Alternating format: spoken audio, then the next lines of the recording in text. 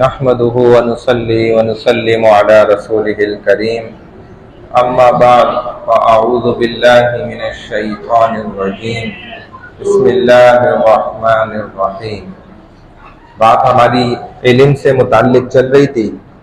میں نے آپ کو واقعہ سنایا کہ رسول اللہ صلی اللہ علیہ وسلم غار حرا میں اکثر اپنے اعتبار سے جو سمجھ آتا اس طرح عبادت کیا کرتے، اپنے بنانے والے۔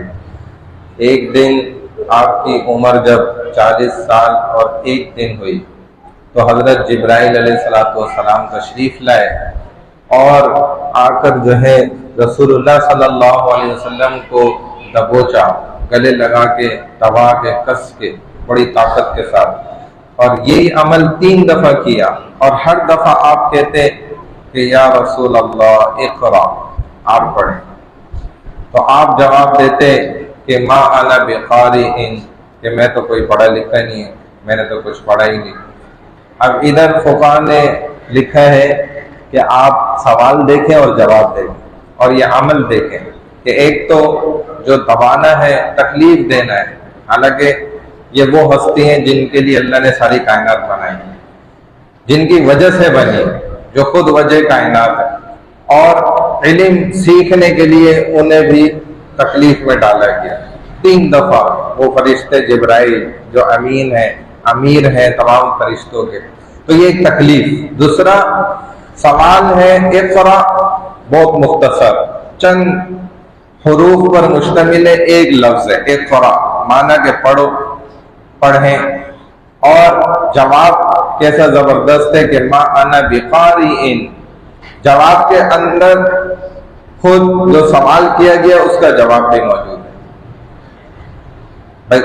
یہ جو ہے اقرا، پڑھنا، اس کے اندر جو حروف ہے حمزہ، قاف، را، پھر حمزہ، تو یہ ما انا بقارئ، قارئ کے اندر نہیں ہے، اس کے اندر بھی ہے، اس کے اندر اس سے زیادہ حروف ہیں، تو جواب بھی ایسا زبردست دیا جا رہا ہے۔ حالانکہ ہمارے بچے کو آپ بولیں کہ بیٹا بولو اللہ یا بولو الف، اگر وہ اردو بھی نہیں آتی ہوگی، عربی بھی نہیں آتی ہوگی، انگریز دان، فارسی دان بھی ہوگا، تب بھی آپ کے کہنے پر وہ کہہ سکتا ہے۔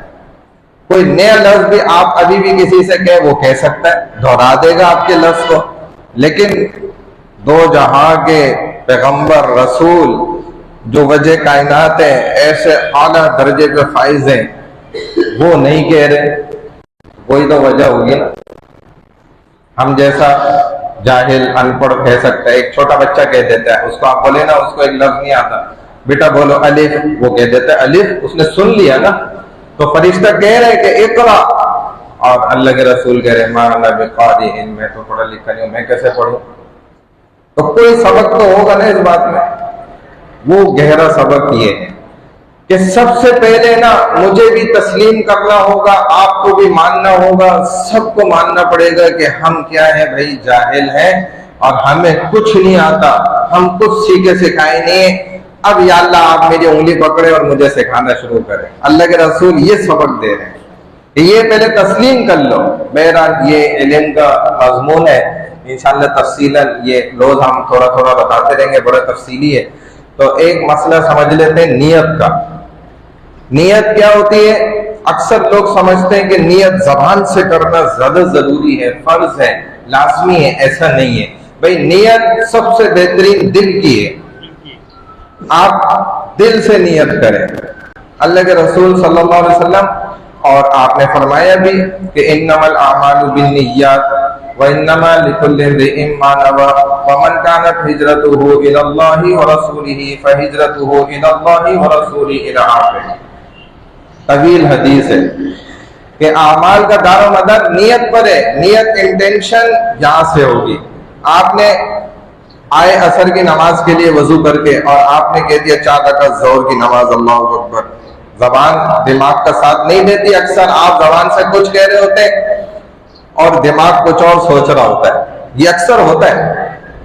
بات کرنے والا میں، اگر میرا دھیان بھٹک جائے تو میں دماغ سے اگر کچھ اور سوچنے لگ جاؤں تو پتہ نہیں کوئی لفظ میں بھی غلط کہہ جاؤں گا۔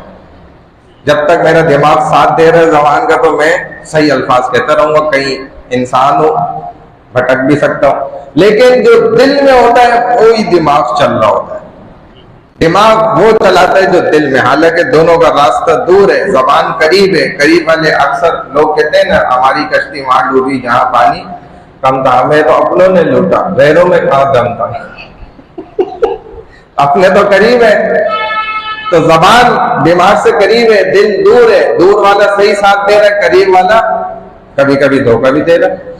تو نیت کیا ہے؟ سب سے بہترین اور اچھی ہر عمل کے لیے. اور پھر یہ پریشان نہ ہو کہ میں نے نیت کری تھی، نیکی کری اور دریا میں ڈالی. بھائی دریا میں نہیں ڈالی، آپ نے اللہ کے دریا میں ڈال دی.